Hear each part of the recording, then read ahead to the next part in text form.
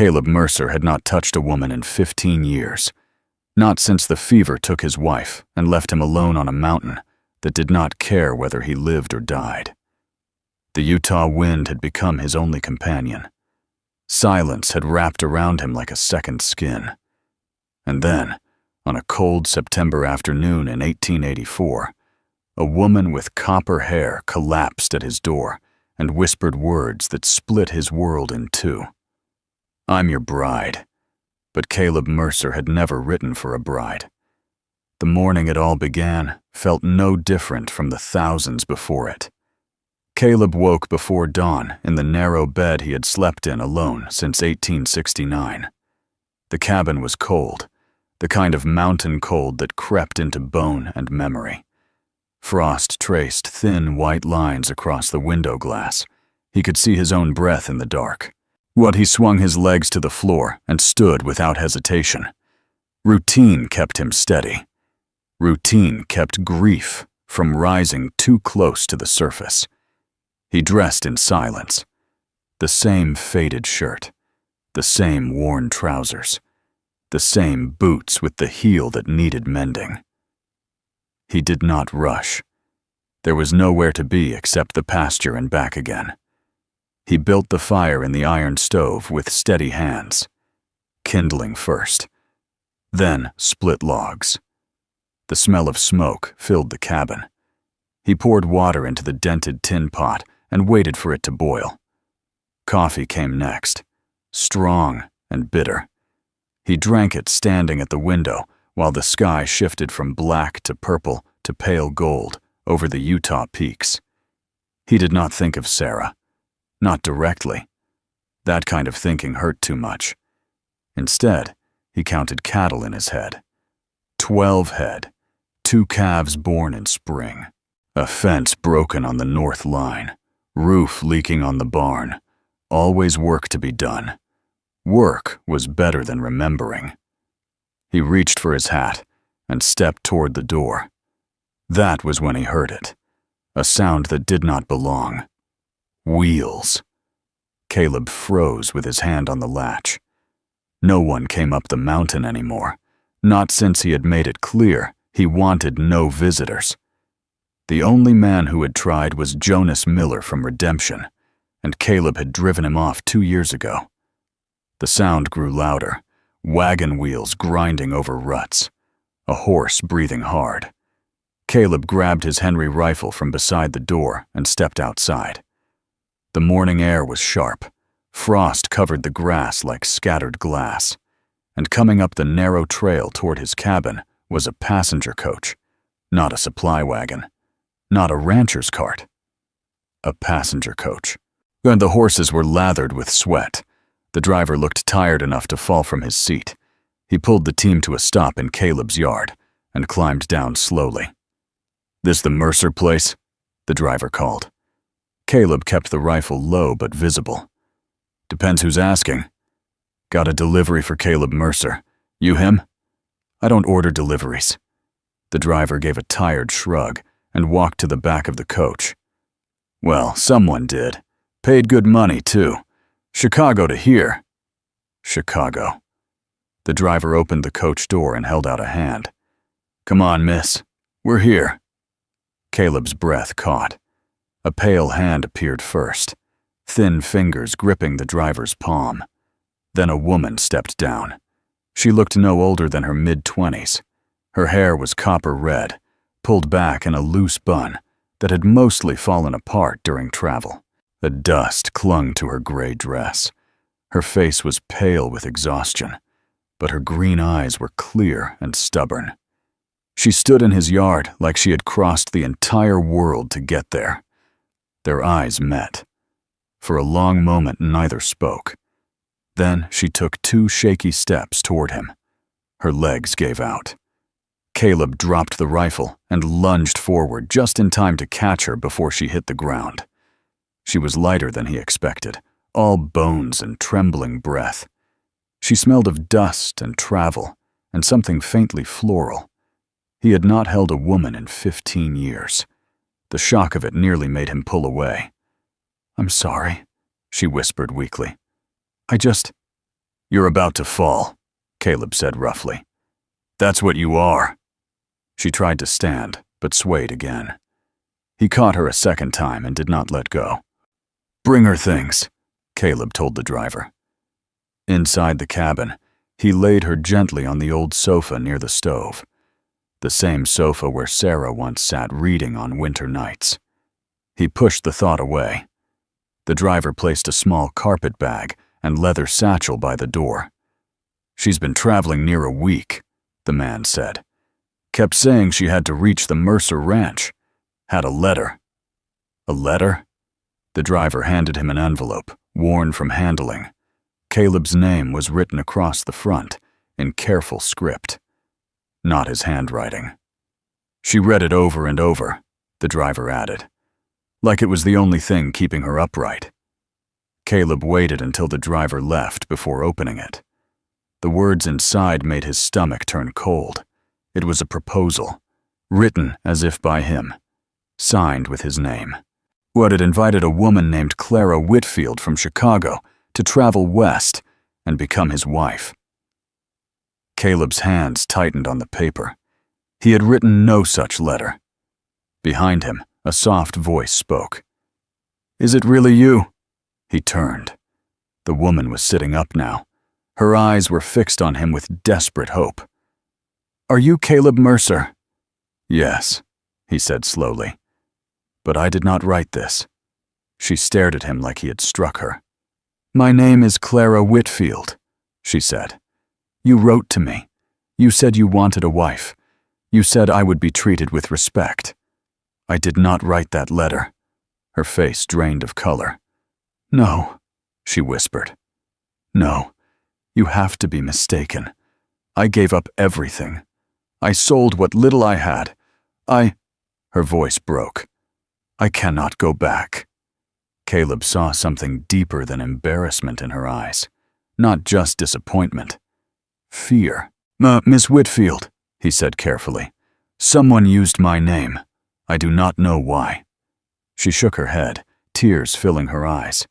"I answered an advertisement. I needed to leave Chicago. Your letter was the only kind one. Kind." Caleb swallowed hard. He had not been kind in a long time. "When did you last eat?" he asked quietly. She blinked, confused by the question. "I cannot remember." He moved to the stove and began pulling out what little food he had. Bread, dried beef, preserves. He placed a plate in her hands. She ate slowly at first, then faster. He watched from across the room, uneasy at the sight of another living soul inside his cabin. After she finished, she looked at him again. "You could have turned me away," she said softly. "You collapsed in my yard," he replied. "Well, what kind of man would I be if I left you there?" She held his gaze. "The kind I am used to." He did not ask what she meant. "You can take the bed tonight," he said instead. "I will sleep out here." Her eyes widened. "I cannot take your bed." "You can, and you will." She hesitated, then nodded. The fight seemed to drain out of her all at once. "Just for a few days," she said. "Please, let me rest. Then I will leave." He should have said no. Instead, he heard himself say, 3 days. Relief washed over her face. He showed her to the bedroom. She stepped inside quietly, as if afraid the walls might reject her.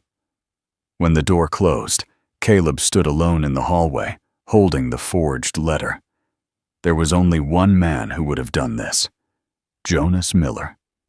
Jonas had begged him for years to stop living like a ghost.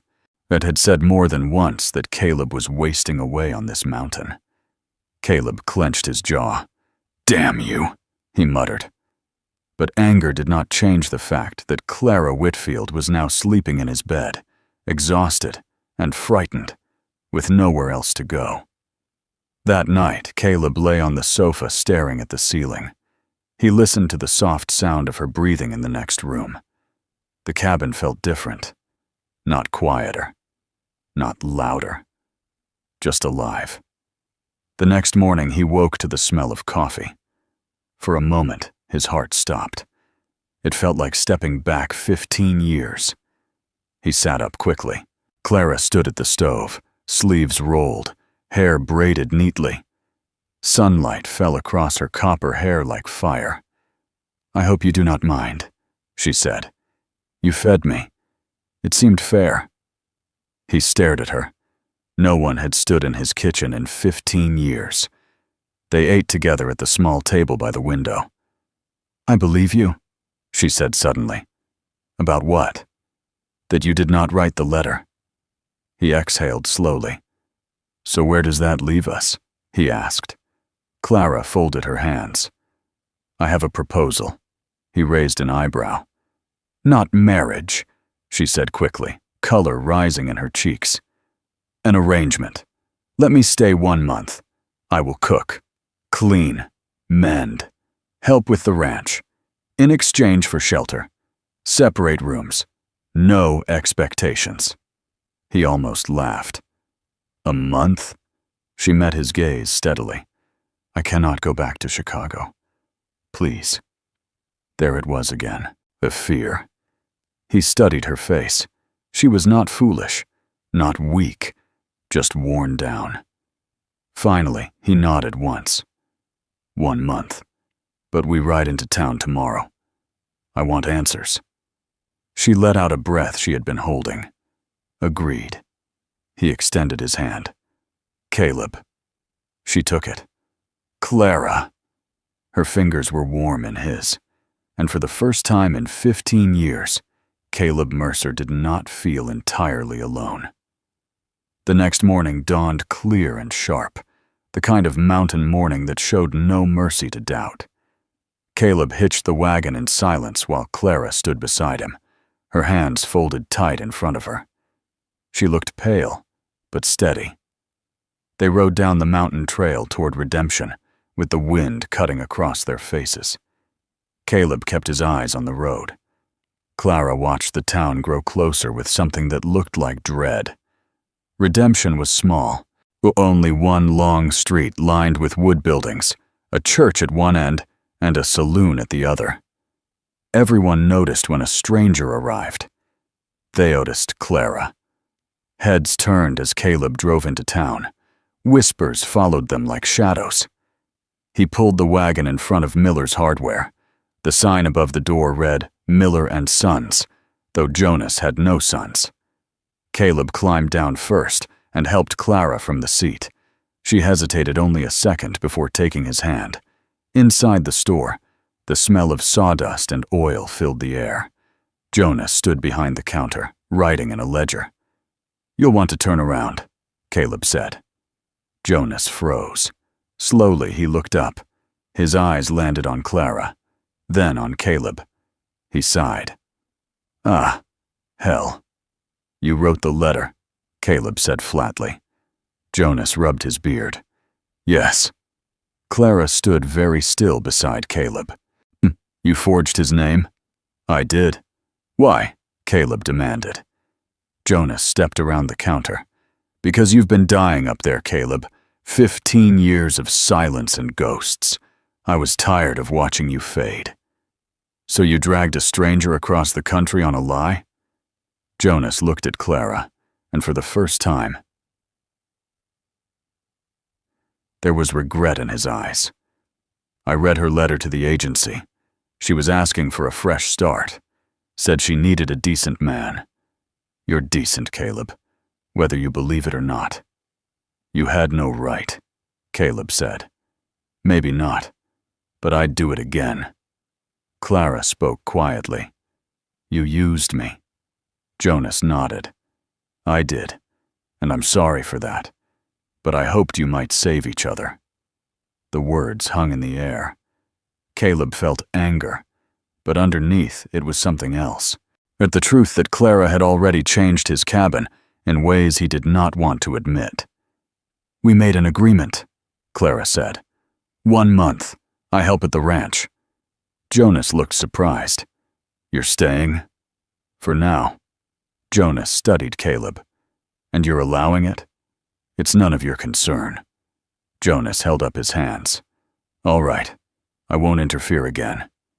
But as Caleb turned to leave, Jonas added softly, "You don't look like a dying man anymore." Caleb did not answer. Outside, Clara climbed back into the wagon. The whispers followed them again as they drove away. "People are staring," she said. "Let them. They think I'm something improper. They think too much." She looked at him. "Does it bother you?" No. That was not entirely true. Back at the ranch, they fell into a routine. Clara woke early and made coffee, and she cleaned corners Caleb had stopped seeing. She mended shirts that had been frayed for years. She scrubbed the floors until the wood showed its grain again. Outside, Caleb worked the fence while she brought him water in the afternoons. "You do not have to work so hard," he told her one day. "I do," she replied. "If I am not useful, what am I? You are not here to earn your existence." She looked at him strangely. "That is not how the world works. It is how this ranch works." That evening, they sat on the porch watching the sun sink behind the mountains. The sky burned orange and purple. "It's beautiful," Clara whispered. "It is. You've been alone here all this time." "Yes." "Did it make the pain easier?" Caleb thought about Sarah's last breath, about the empty bed. "No," he said honestly. It just made it quiet." Clara nodded slowly. "Sometimes quiet can be worse." Days passed, then weeks. Clara's presence settled into the cabin like light through a window. She laughed when the chickens chased her. She hummed while she cooked. She asked questions about the cattle and listened to his answers. And Caleb found himself talking more than he had in years. One evening by the fire, Clara finally told him about Chicago. "There was a man," she said, staring into the flames. "His name was William Garrett. He owned the boarding house where I worked." Caleb's jaw tightened. "He promised marriage," she continued. "Said he loved me. I believed him. And he was married." "Yes." Her voice did not shake. It was steady, like she had repeated this story too many times to herself. When his wife discovered the truth, she made sure everyone knew. I lost my job, my room, my name. No one would hire me. Caleb felt anger rise inside him. "He said if I stayed quiet, he would take care of me," Clara said bitterly. "But I would have been hidden, owned. And you refused." "Yes." She looked at him then, eyes bright with pain. "That is why I needed to leave Chicago. That is why I answered the advertisement. I thought I could start over somewhere no one knew me. And instead, you found a man who did not write the letter." She gave a small smile. "Yes. Instead, I found you." Silence filled the room. "Do you regret it?" he asked. Not yet. That answer stayed with him.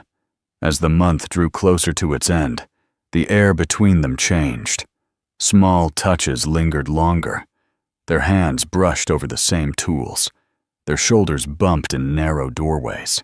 One night in the barn, Clara struggled to lift a saddle. Caleb took it from her. "You do not have to prove yourself every moment." "I am not proving myself," she said quickly. Then softer. "Maybe I am." He stepped closer. "You are not a burden." She met his eyes. "You are counting the days." He froze. "I was," he admitted. "At first." "And now?" He hesitated. "Now, I am not sure I want you to leave." The words settled between them like something fragile. Clara's breath caught. "You do not mean that." "I do." Her eyes filled with tears she did not let fall. "Caleb, I cannot survive hoping for something that will be taken away." He understood that fear. "Then do not hope," he said quietly. "Just stay." For what? For this. He did not know how else to name it. That night, sitting by the fire, and the truth finally broke free. "I love you," Caleb said, the words rough and unfamiliar. Clara stared at him. "You do not have to say it back," he added quickly. "But it is true." She stepped toward him and pressed her hands to his chest. "I love you too," she whispered. "I was just afraid to admit it." He kissed her then, slow at first, careful. 15 years of loneliness and 1 month of growing closeness met in that single moment.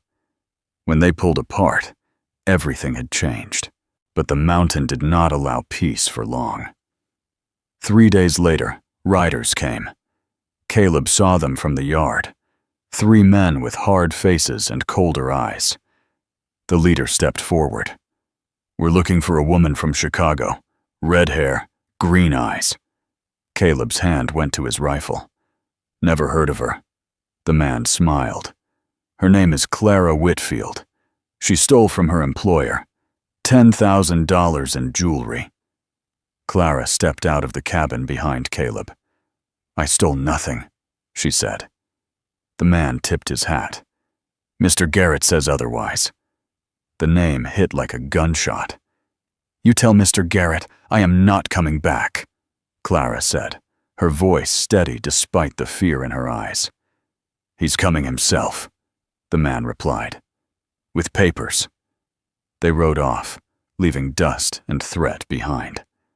Clara's knees weakened. Caleb caught her. He found me," she whispered. He looked toward the trail, jaw tight. "Let him come," Caleb said. "This time, you are not alone."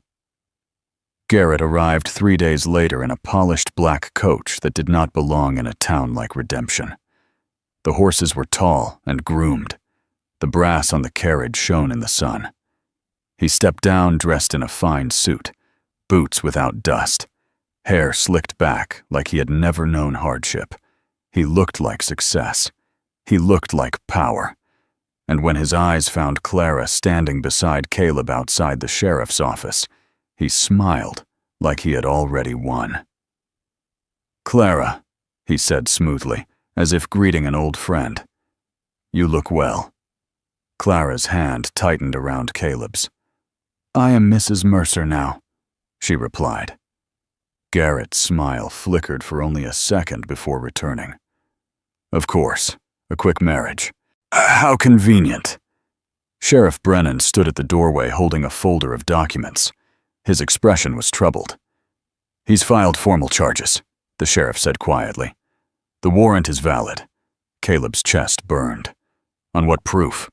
"Sworn statements," Garrett answered calmly. "Witnesses who saw Clara taking money and jewelry before she fled Chicago." "It's a lie," Clara said. Garrett stepped closer, lowering his voice. "Return what you stole, and I will make this disappear. Come back with me, quietly." "I took nothing," Clara repeated, "and I would rather die than belong to you." Garrett's eyes hardened. "Sheriff," he said coolly, "please." Brennan swallowed. "Clara Mercer, I have to place you under arrest, pending the judge's arrival." The sound of metal around her wrists made Caleb see red. "You will not take her," he said. Clara turned to him, tears in her eyes, but her voice steady. "Let them. We fight this the right way." He wanted to refuse, wanted to break the handcuffs and drag her back to the mountain. But she nodded once, asking for trust. So he stepped aside.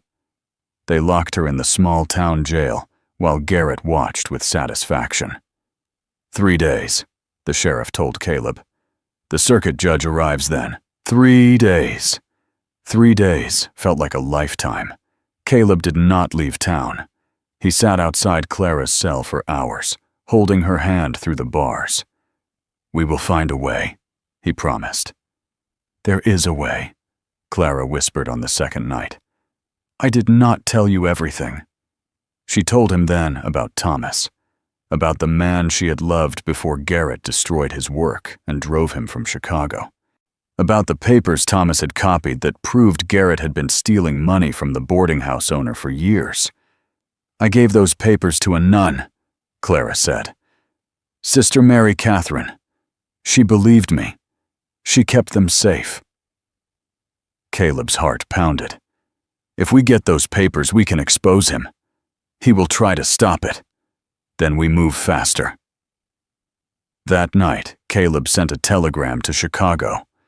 The reply came the next afternoon. "Documents are on the way. Arriving tomorrow. Trust in God."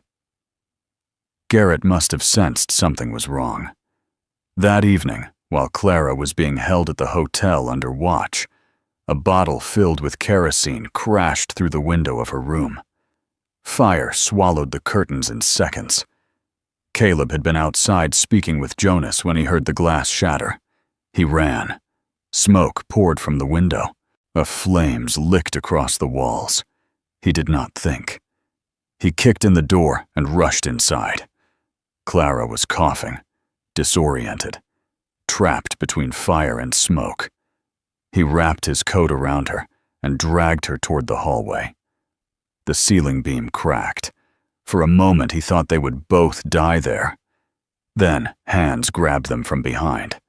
Jonas and two ranch hands pulled them into the street just as the roof collapsed. The hotel burned against the night sky while the town formed a bucket line. Garrett was gone. Dutch and his men were gone. "They knew the evidence was coming," Jonas said, soot streaking his face. "This was their last move." Clara clung to Caleb, shaking.